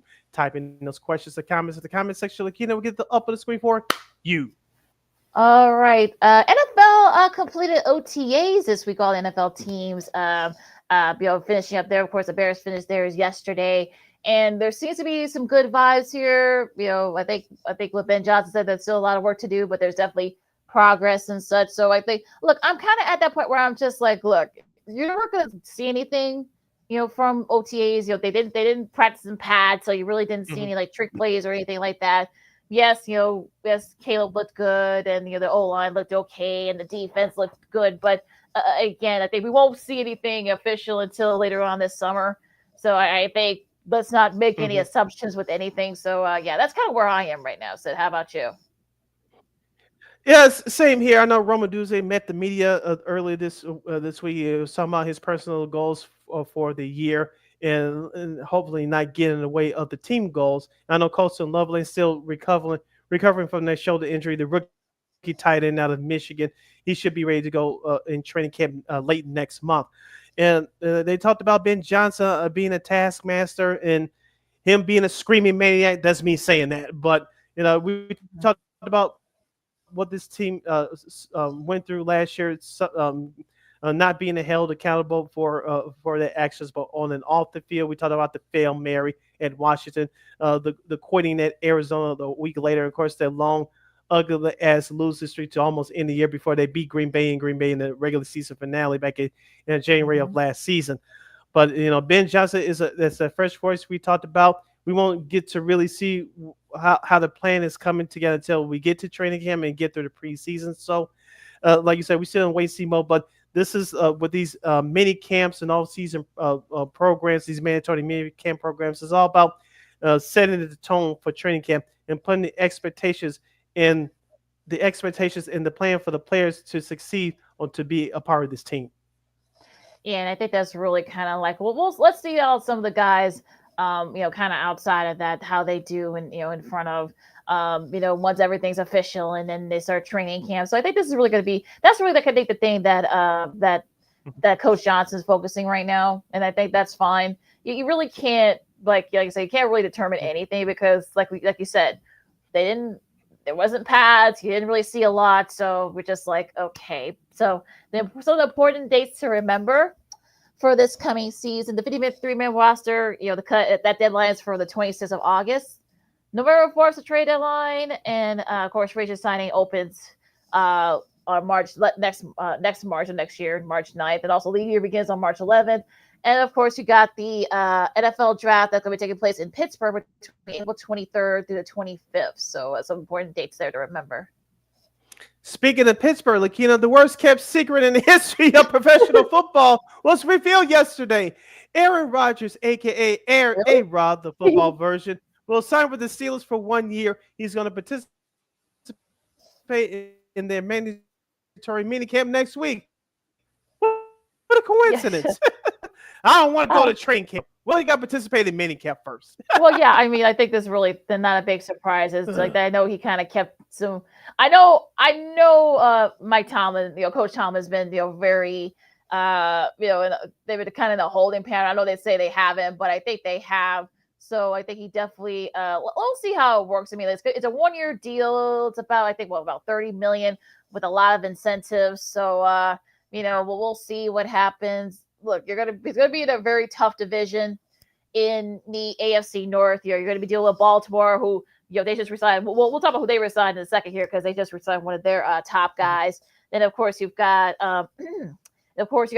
We'll see where Cleveland is. Totally different Cleveland squad, and of course Cincy. Look, they look, they've got their guys back. The Trey Henderson thing is still a question mark, so that's going to be something to look out for too as we get closer to mini camps and training camps. Could that be a distraction for the Bengals? We'll see. But yeah, so this is not the AFC North, A-Rod. So we'll see how he does in that division. Yeah, they'll have to play the NFC North this year. And for you Bears fans, the Steelers and the Bears will get it on from Soldier Field on Sunday, November 23rd. And Lakina, you don't think the NFL didn't know that Aaron Rodgers was going to sign with the Steelers when they released that schedule last month? Did you? Maybe not. I don't know. We'll have to ask Roger Goodell and the schedule makers that one. But yeah. But yeah, it's good. Like I said, it's gonna be very interesting, that matchup. But like I said, we'll see where both teams are by then. They could be like right there, both teams, or they could be, both be playing for the bottom. You hope not, but you never know. Yeah, this is the NFL, so not for long, as the great Jerry Glanville once said. You're listening to Second City Sports on Sports Zone Chicago. See Lakina here with you. Now, Lakina, I tried to watch some of the French Open, and I had other stuff to do. I couldn't keep my single concentration on it. I did see some of the men's matches, but give us an update of what's been happening over the past few days. Yeah, Coco Gauff and Irina Sabalenka will be facing each other for the women's final coming up tomorrow morning. Remember, those, of course, French Open, as starting this year, is now on TNT and streaming on Max. So you can just watch it there. You'll be interested. Like I said, I think these two are no strangers to face each other in finals. I think Coco has beaten the Irina once. I know Irina's kind of leads the overall series. I think a couple of times I did play in the Grand Slam. She did beat Coco, I think, all but one time. So she looks a lot different. She looks more comfortable on the clay. I'm talking about Coco, and I think if she gets set the tone early, and look, this could be a really thrilling 3-setter. Hopefully Coco can get her second Grand Slam. Yeah, when we talk about other sports, it's all about the conditions that you're used to playing in, and if you're playing in different conditions, you got to adjust to those as well. Tennis is it's no difference. You mentioned playing on clay court, playing on other surfaces is very different. So you mentioned Coco Gauff accelerates there, as we talked about in the past with the football. Remember those old St. Louis Rams teams? They were great on turf or horrible on grass. Kind of the same scenario here with Coco Gauff. So, like you said, she's been doing great in this tournament, and I expect her to win. I don't think it's going to be as easy as people think, but I think she'll have enough to win. She's been building up this great momentum. And I expect her to win that singles title tomorrow. Yeah, look, this would be like the fifth for Sabalenka. So she's no stranger to Grand Slam finals either. So Coco's gonna have a very tough go at it. So we'll see what happens tomorrow morning. Of course, the coverage of that will be at 8 a.m. Central Time on TNT and streaming on True TV, and also streaming on Max. Now, as far as the men's final is concerned, the defending champ Carlos Alcaraz dropped the first set against Leon Massetti, who beat Francisco Tiafoe in the quarters. But he came back in the tiebreaker, and of course it was all him after that, winning 11-2. And of course, the second semifinals is going on right now. Jannik Sinner, who of course has both an Aussie and a U.S. Open, he is now leading Djokovic up a break. He's already up a set. So Djokovic is going to get run out of the building pretty quick if he doesn't get it together. So, but yeah, it should be interesting to find out whoever faces Alcaraz. But I think Alcaraz will win the second straight because he kind of reminds me of Rafa, and I know he mirrors his game after Rafa. He's kind of ahead of the schedule with Rafa because he's already won a U.S. Open and a Wimbledon. So, he's already ahead of Rafa there. He didn't win. Yeah, it took him a few years before because he was kind of like you said, a clay court guy. Of course, he took him a while to get used to something. Of course, Alcaraz is more of a very all court guy. So he definitely, because he grew up in the hard court. So we'll see what happens on Sunday. Yeah. All right. You listen to Second City Sports on Sports Zone Chicago. See Lakina hanging on here with you. We still have some time left in our sports potpourri segment. I want to go back to the NBA, of course. The big news that came earlier this week before the NBA Finals was the New York Knicks. They fired head coach Tom Thibodeau. Of course, the New York Knicks last year lost to the Indiana Pacers in the second round, even though they were dealing with injuries. This year, they get to the Eastern Conference Finals. They lose to the Pacers in 6 games, and Of course, the firing happened the day after we got off the air the following day. I didn't touch on it yet. Lakina, I want to get your thoughts first, and then I'll follow it up second. We've seen this movie before. I know people were shocked, like, oh my God, how could they do that? Look, we've seen this movie before, folks. People need to remember what Mikal Bridges said a couple of months ago, well over a month ago, 2 months ago, when he said, hey, we're being, warring out here. We're being run into the ground. I mean, y'all forget that. So, look, I know people say, oh, I wouldn't mind him. Because I heard, various people in Chicago, I won't say who, Mark Silverman, say that, well, they wouldn't mind him back in Chicago. That's not going to happen. No. For one thing, because no, that's not happening. And look, Cat dealt with this twice. Dealt with him twice in Minnesota, and of course, with the Knicks. And it's just like, no, he can get you to the conference finals. He can get you at the top. And Sylvie actually had the nerve to try to. Well, he has the same winning percentage as Eric Spoelstra. No, Eric Spoelstra actually has rings. Has been in the finals. Tibbs hasn't. So that's not the flex you think it is. So. He's going to have to change his life if he wants to get a chance to get back. Look, he could go to college, but I doubt they're going to deal with that in college, especially with NIL stuff. But those guys are going to be like, no, you know what? I'm not dealing with that. So, no, I think. Let's get your thoughts on that because I want to know who you think could be the next head coach. But yeah, what are your thoughts? Speaking of NIL in college, Rick Pitino, I don't know if he was interviewed by Sal Lacala and Brandon Tierney, their midday show on WFAN on Tuesday. I heard that interview, and he said, I'm not interested in that New York Knicks job. I know he's in his early 70s now, talking about Pitino, but when he coached the NBA back in the late 80s and then got back in the late 90s with the Boston Celtics, the NBA is very much different now than when he coached 35 years ago. He'll be the first one to tell you that. And let's just say he did. Obviously, it's not going to happen, but let's just say he got hired by the New York Knicks. He'll be gone in 2 years, especially a man at his age. He wants to enjoy the rest of his life. You think he wants to deal with that unnecessary nonsense with the New York Knicks? No. Why would I? And let me bring this guy's name up right now as we transition over to who think realistically should take that job. I know Jay Wright's name's been mentioned from the former head coach of Villanova, now with CBS the last couple of years. At his age too, Lakina, do you think that Jay Wright wants to deal with that nonsense? As I said with Rick Pitino, the New York Knicks are in win now mode, and rightfully so.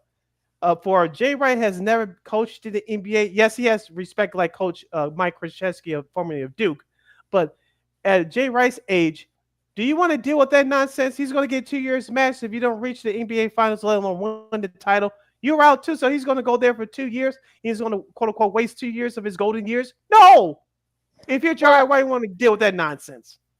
Well, I know people brought his name because like the three of his guys, he coached the championships, of course, with Josh Hart and Jalen Brunson, a couple other guys on there. But yeah, it's just like, no, look, I'll take Seth Davis. Like, I don't agree with Seth Davis often, but his colleague over at CBS and Turner, but I'll take his word for it. And I think even he said, look, he has a better chance of coaching Knicks than he does. And like, he doesn't want to deal with.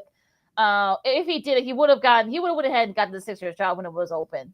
If he really wanted to coach in the NBA, because he's from Philly or he's a Jersey guy, but he's from just outside Philadelphia, and it's just like, no, it's not something he wants to. Look, he's a great TV analyst. He was nominated for an Emmy, but he's not gonna want to do that. And you really think he's going to deal with? Look, it's not like coaching in college. No, it's not. And look, he got out of there before the NIL stuff started taking off. So do you really think he's going to want to deal with that? And look, as far as Coach Appeal, he already said, no, I'm not. I ain't interested. Look, he's 70. He just turned 72. He became a grandfather again. His family's nearby, of course. Now his son's over at Richard Pitino's now over at Xavier now, so they're a little bit closer, and they're going to be facing each other too. Once college hoops start, so I'm looking forward to that. But no, it's not happening. So for anybody that had both those guys on their list, no, it ain't happening. Sorry. And now, as far as the potential coaching candidates for this job, I know at least both the stations that I heard from the New York City area, they don't think that Mike Malone is he's qualified for the job, obviously, but from what I've heard from both stations, he's not the odd man to get that job. Calling them the poor man's Tibbs, which is true in a way, but me personally, I still think Mike Malone is the top candidate for that job. Other names were mentioned were Mark Jackson. I don't see that happening. I know it's a nice storyline and shit that happened, but I don't see that realistically. I know Jason Kidd's name has been brought up. According to some folks, if you believe the reports, that he was trying to get out of his contract in Dallas. Remember, he was trying to grab the GM jobs at Brooklyn and in Milwaukee. He got the boot. So, Yep. Jason Kidd, I guess if he doesn't want to coach Cooper Flagg, if he can get out of that contract, so be it. Bless his heart. But here's a coaching candidate. He might not fit the bill with some folks, but I hope he gets a head coaching job at some point. Hope we can get him back on this program very soon. Shout out Scoop B. Robinson. I know he was on Sean Sierra Sports on Wednesday. If you didn't check out the interview, go back on our Sports Zone Chicago YouTube and Facebook pages. Check out the interview. It was a great interview. But Scoop B. Robinson mentioned this guy's name on our in years past. Our great friend Josh Hicks from On Air Daily, good friend of the show, mentioned this guy's name on our show, Sam Cassell. Yeah, he's been assistant coaching for the last 15 years. Yeah, and I hope he gets a shot. I don't think he's going to get this next job, but he should be considered for this next job. Yeah, he played for the Knicks for a little bit, so he knows the history of it. But yeah, I think he's due to have another head coaching job. I don't understand why he hasn't. There's got to be a reason why he hasn't gotten a chance at a job, but I think he should definitely get looked at. Look, people have been lobbying for him to get a job for like the last 5 or 6 years now. So he, I don't know. Like I said, can he handle the pressures of, because the New York media is very unforgiving, and we know that other stuff parameters too. You know how the Knicks fans are. They're going to want to win right away. So I would say, I hope he gets a shot. But who ends up getting it? Who knows? I know Mike Malone. He is at least he has a ring. Unlike Tibb. Well, I know he has a ring. Coaching KG and Wade and Pierce. As an assistant coach. Yeah. Mm-hmm. Yeah. But that was back when he was an assistant. But no, he doesn't have a head coaching ring. So I don't know. It's going to be interesting to see what they do with this. What Leon Rose does. Because I'm kind of fascinated to see who would want the job at this point. And also too, Jeff Van Gundy's name has been brought up. I know he's 61 years old now. I know he's the assistant head coach with Tyronn Lue in the LA Clippers, and the Clippers did well this year. Too bad they didn't show up in Game 7 against Denver, but that's a whole nother issue. But besides that, the Clippers had a good year, and Jeff Van Gundy's ahead of defense for the Clippers, and that defense as a team improved this year by a lot. And it especially helps when you have a healthy Kawhi Leonard, as they did the second half of the season. But at Jeff Van Gundy's age, I think if you asked him about 7-8 years ago, he probably would have done a head coaching job, but not now, not at his age. Though. And plus, I don't see him taking that job anyway. I'm not saying he's not qualified to take the job, but if you're Jeff Van Gundy at his age, why would you go, quote unquote, ruin your life for 2 years? Especially when you weren't treated well the first time you were there. So, exactly. Why would you go back? But again, the price is right, maybe. But we'll see. But yeah, it's going to be interesting to see who ends up getting that job. Of course, I guess no announcement can be made till after the final. So it will be a couple of weeks before we find out anything. All right. You're listening to Second City Sports on Sports Zone Chicago. Seal Lakina here with you. Before we get to our main topic to close out the show, Lakina, do you want to make a comment on the any other comments on Jerry, and not the CHSN thing yet? We're going to close out the show with that, but you want to make any last minute comments on the Ishbia and Reinsdorf deal or any other topics that you missed in the first hour? The floor is yours. No, I think I covered pretty much everything. Like I said my piece about it. Like I said, it's going to take about 5 or 6 years. So I hope White Sox fans are ready for it. And unless, God forbid something happens to Jerry, it'll accelerate it. It'll be just to see, will there be, is Ishbia going to be signing the checks, or will it be Reinsdorf? That's really the number one main question here right now. And I know John Grieber, who's with our buddies, Rahimi and Harris, on the Score, and they said, because he said that basically that still is being decided, who's going to sign the checks. He's the one who broke the story from the Athletic, so it'll be interesting to see what they do with this. And but I'm kind of just see what it does here. But I do want to mention something, and I know we didn't talk about it, but our buddy Will Kunkel from Fox 26 in Houston, friend of the show. We had him on last year during a training camp. We did our divisional previews, and unfortunately, he got the boots over at Fox 26, which is unfortunate. This is starting kind of a very disturbing trend that's happening with some of these news stations all over the country. But apparently, I guess the Fox 26, I guess they're gonna have they're eliminate their sports anchor division. They're gonna let the news people do that, and I think that's a bad idea. And unfortunately, this has been a trend. I know our buddies over at the Score, Marshall Harris, Layla Rahimi, our buddy Mark Gordy, who was sitting in for he was sitting in with Lawrence Holmes. Just I know they did it during their crosstalk. They said that this has been a trend that's been happening, and it sucks. I think news directors need to realize that you can't just put somebody, oh, you can read the copy, or you can do this. No, sports and weather are very different. Traffic, okay, you can kind of get away with it because you're basically just reading from a script. Sports and weather, sports especially, you got to have the in-depth knowledge of it. And if you don't have the knowledge of that, you can't do it. So, especially in a place like Houston, where there's a lot happening with the Rockets and, of course, the Texans and the Cougars with their basketball and football teams and such, and you can't and the Astros and baseball, exactly, and the Astros as well. So you can't just like stick somebody in there and say, oh, you just send them over to wherever in Houston. Just no, you can't do that. And I think they're going to learn. And I kind of know it's happened. I think they happened in Western Michigan too. A Fox affiliate there, they got rid of their sports division. And it's not working for them. Well, should y'all be shocked? So, and I know our buddy Will he's gonna land his feet somewhere. I know he came from Charlotte, so we'll see if he might come here to Chicago, but who knows? But I just want to kind of get that off my chest a little bit because I know it wasn't planned, but I want to get off my chest before we get to the CHSN thing. But yeah, I just want to get a chance to take my piece on that. I'm glad you brought that because once you start seeing those trends like that happen in smaller and mid-major markets, you're going to see that. To a lesser extent in major markets, because I know there's a couple of stations in New York that only have 2 people in their sports department. I think the Fox affiliate in New York only have 2 people, and there's a couple other stations that have 2 people. Usually you have 3, sometimes 4 within the budget, but usually the max is 3. The max is 3. Sometimes 2, but the max is 3, especially in the major. If you're lucky, markets. like I said, you're lucky if you have if you're like I said 4. If you're lucky, if you're in the market, you have 4. Yeah, you're right. But for most mid markets and major markets is about 3, and once you start to see that happening, that's bad because not only those anchors jobs are gone, production jobs are gone as well. And like you said, with the main news anchors reading the sports copies, it's not just cutting costs economically, but with those anchors, the remaining anchors that are there, they put more on their plate for less pay. And I'm not saying that this is going to happen, but I won't be surprised either. Let's just say, Lakina, just for example, let's just say you were working at that Fox affiliate in Houston.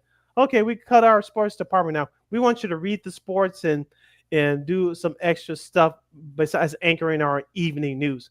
Okay, you want me to have more duties? Okay, no problem. How much you going to pay me? Yep, let's be 100 about this. Yep. So you want me to do 20 things for the same pay as the person that does less and more pay? That makes no sense. Especially if you're in Houston's kind of like right in the mid tier with the markets, like you said. So the fact that they did this, like I said, with all the sports they got going on, with everything, baseball, football, basketball, what have you, it's just like what really, like why would you do something like this? But it is what it is. Like I said, I know. Look, if you guys saw him on the show last year, Will has a great personality. He's very knowledgeable and very engaging. So I'm sure he's going to land on his feet somewhere. He's too good. So because I've seen clips of him. That's why I reached out to him last year. So I'm hoping I think he'll land on his feet somewhere. I think he's too good in that too. Yeah. As soon as he does, we'll bring him back on the show, and he'll be great as always. All right, Lakina, let's wrap up the show. You're listening to Second City Sports on Sports Zone Chicago. Sid Lakina here with you. CHSN and Comcast finally came to terms with the deal that was announced yesterday with CHSN. Yes. Where's the music? I wish we had some music going or come back. Happy days are here again. All right. I started singing to open the show. I won't do it here. But reading a statement from Jason Coyle, who's the president of CHSN. Quote, on the behalf of the entire CHSN team, we are proud to welcome Comcast's Xfinity TV customers to a network built exclusively for Chicago sports fans with more than 300 live Bulls, Blackhawks, and White Sox games each year, along with the original programming that highlights Cubs, Chicago's pro, college, and high school sports. CHSN delivers the most comprehensive and locally focused coverage available. This deal allows us to reach even more fans across the city and suburbs, deepen connections, and reinforce CHSN as a home for Chicago sports all day, every day. End quote. Yeah. I mean, this is like, and I know Jeff Akers, of course, who does the sports and media stuff for the Sun Times. I know he posted a screenshot of the channel tier. Well, the channel, I know it's different for like most of the cities and stuff, around the city and the surrounding areas. They kind of, you probably have to check up your Comcast Xfinity listings for it, but. I think this is a huge. This is huge. Well, 201 and 200. I think that's good. I think they are going to add the CHSN Plus. That's going to be added. Yeah, the plus answer, right? Yeah, go ahead. No. You go ahead. I know you're more in depth this than I am. Yeah. Like I said, you actually have Xfinity. Yeah, I have a Comcast. Channel 201 still is not working as of yet. They still have that barcode from NBC Sports Chicago, right. But Channel 200 is working very, very clearly, I might add. It came on, I believe, around 6 this morning. I got up at 7 o'clock. I saw Mullion Hall, which you'll see every morning, at least the middle 2 hours of that program on CHSN from 7 to 9 a.m. So I was watching a little bit of that. The station looks good. It's very clear. You can actually pause, rewind, fast forward. I was like, yes, you cannot do that on the app, but I can do it on my Xfinity TV. Yes. Yeah, I love it. Like I said, I'm sure and I actually DVR their programs. Yes, DVR their programs. Yeah, I love it. So, the good news is I'm sure they got to add in by August because they're gonna have a lot of college football and college, soccer and women's volleyball and stuff like that. They got to add that in. So they're gonna have to college basketball too coming in the fall. Yeah. Well, I'm sure it'll be added way before then. So yeah, hopefully it'll be out by September. So that way, because once they get their the channel going and stuff like that. Now, for those of you who watch it over the air, it's not gonna be longer available to carry the network in Chicago, Champaign, Peoria, Rockford, Quincy, and a whole list of others. Jeff's got the whole list on his Twitter account. So go to Jeff Agris on Twitter, and he'll have on Twitter he'll have a full list of it. But yeah, this is huge for them. So I know some people are saying that was it Pope was the Pope that kind of started this, Pope Leo, but maybe he started, kind of manifest it. But yeah, I think I wonder if something had to give here for both sides to kind of give a little bit of an edge. So I'm glad, happy for the Xfinity folks, and should be a new day here for CHSN. Now you can finally launch now. It feels like. And I will be watching tonight as Friday, and they started this last year on NBC Sports Chicago, but the White Sox will have that Friday night all access with Brooke Fletcher and Connor McKnight. Of course, Steve Stone and John Shriver will call the game, but the Sox are 4-0 in their Friday night access games this year. Let's see if they can make it 5-0. Of course, Friday night access has in-game interviews with the players, and they have usually have manager Real Venable or one of the base coaches mic'd up for sound. So it's a great product. Check it out. For those of you that have Xfinity like I do, you'll be watching tonight. Of course, like we talked about with Dave Kerner on our last show on Monday, they actually have good programming with the big football show with Ruthie Polinsky and Joshua Carey.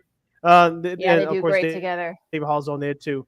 And of course, the Chicago Lead, which recaps all the sports happening from the actual day with Brooke Fletcher. Friend of the show, Cam Smith, he's also on there as well. Hopefully we can get him back on the show at some point. And so, and David Hall's on there as well. So they actually have great programming. I know some of you can catch it here on YouTube at CHSN YouTube page. That's how I've been watching it. Yeah, me too. At least they're behind the scenes programming. Like they had real quick. They had I don't know if you checked it out, but it's a 45-minute program. You can check it out on CHSN's YouTube page. Game day, I think it's called Bulls Game Day.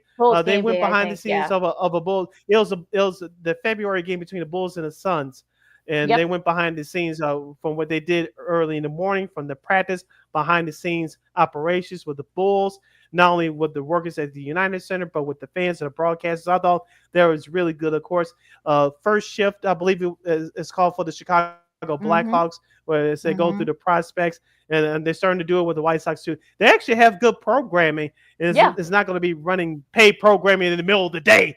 It's not just they do that just for overnights, but they have, in my opinion, they have more to offer than Marquee, because Marquee only runs the Cubs. I don't know if they run some stuff in the off season. But CHSN has more variety because they have 3 teams to cover with the Bulls, Blackhawks, and White Sox. So, and this is a good move for CHSN. And uh, speaking of CHSN, let me look at my calendar real quick. Against the before the San Francisco Giants, they'll have that White Sox documentary about the 05 team. Of course, you know they re-edited that to put the Pope clip in there from Game 1 of the World Series. So it'll debut on CHSN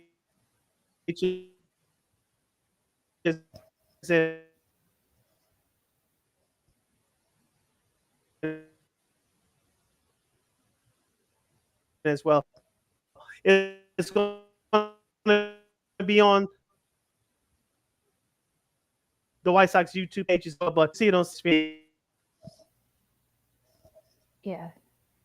Yeah, I'm sure. Yeah, I'm sure now they're gonna make sure they're gonna have it available on YouTube for those who's like me who can't watch it. But yeah, so yeah, I'm happy for all the Xfinity for you and our Dave and the rest of the all the Xfinity customers. So you guys will actually get a chance to watch some Sox, somewhat decent Sox baseball, and the Blackhawks and such. So yeah, they got some good programs. You guys can be able to check it out as well. Now, a couple of notes before we get out of here. The Sky will play the Fever. That game will be tomorrow night on CBS. So we just see what the ratings are since Caitlin Clark, although she is getting better, she's on her way back, but it is going to be a while. Could be probably another week or two before she comes back. She'll be reevaluated at the end of sometime early next week. So let's see how the crowd looks. I know the tickets are very cheap now, so we'll see if the crowd, also the ratings will be for that game. Yeah, at the United States. And they're going to have a pregame show, I believe, at 6:30 tomorrow on CBS, headlined by Brooklyn Nets broadcaster in Chicago's very own Sarah Kustok. Yeah, they're going to be doing it. Yeah, they're going to be doing that this year. So, good for her. Like I said, I interviewed her a few years ago. She's a Chicago gal, DePaul legend. So, I'm glad to see her rise above the race. So yeah, this is very, very deserving for her. So you guys, of course, can catch that tomorrow night on CBS. Of course, the college softball championship. For all the marbles, Texas Tech they won it yesterday. So now they face Texas for Big 12 rivals. For the Texas, I think this will be this will be their third, I think, national championship. While for Texas, will be their first softball championship. So you guys can catch that tonight on ESPN. You got the college baseball going on right now. They're super regional, so they're getting ready to put some tickets this weekend to go to Omaha. So if you're a fan of those two sports, of course, you guys can watch on the ESPN, the baseball side anyway, the ESPN Family Network. So it's all right there for you. All right, Lakina, take us home. You can follow my Lakina McGee on the Twitter, X, and again, IG.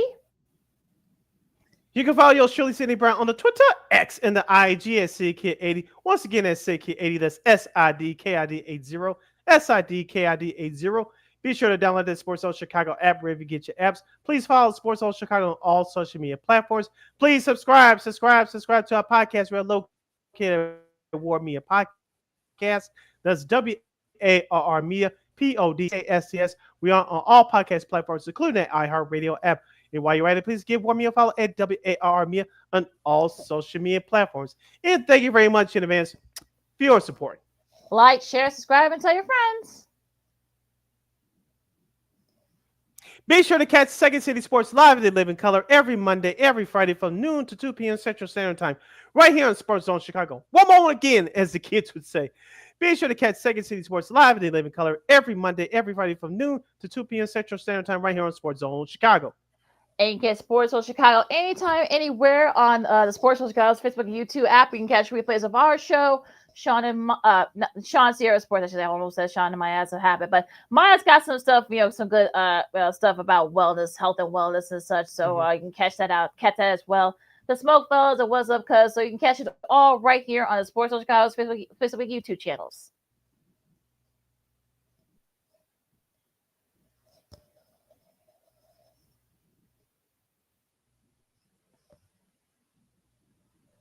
We will provide. All right, folks. Enjoy all the great sports you got coming up. Of course, you got basketball, hockey, baseball. You got the WNBA if you're into that. College softball and baseball if you're into that too. So a lot of great sports going on this time of year to kind of keep you guys occupied till the football season. So stay safe out there. For Sid, I'm like Kansas Second City Sports on Sports Chicago. We'll see you guys Monday. You see this? Now you don't. Get out of here. Holla! Oh Lord.